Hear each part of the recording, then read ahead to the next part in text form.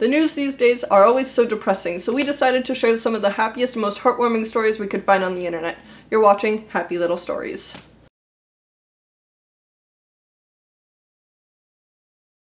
I've seen our first story floating around the internet for quite a while now. It's based in Hale, Saudi Arabia. A man who would like to remain anonymous puts out a fridge so that people can put their leftover food in the fridge and others can take the food.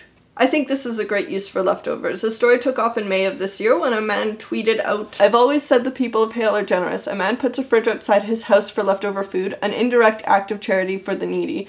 Oh, how I love you, Hale." With over 8.6 million Twitter followers, it's no question why stories like this are making headlines on websites such as BBC News.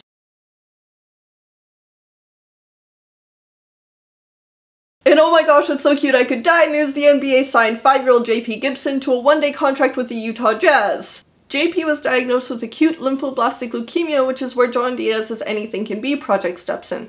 John writes storybooks about the children's careers and dream goals. JP even got the chance to score a slam dunk with the help of Rudy Gobert. This story was just so heartwarming I had to share it. Seeing a child's dreams come true is always a beautiful thing.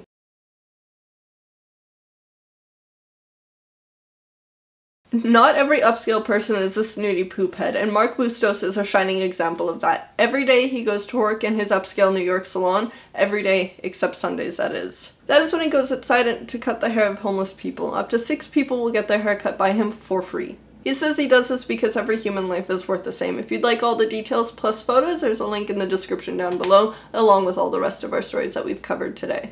We hope these stories made your week better. If you've got any other story suggestions, feel free to let us know. Until next time, stay happy!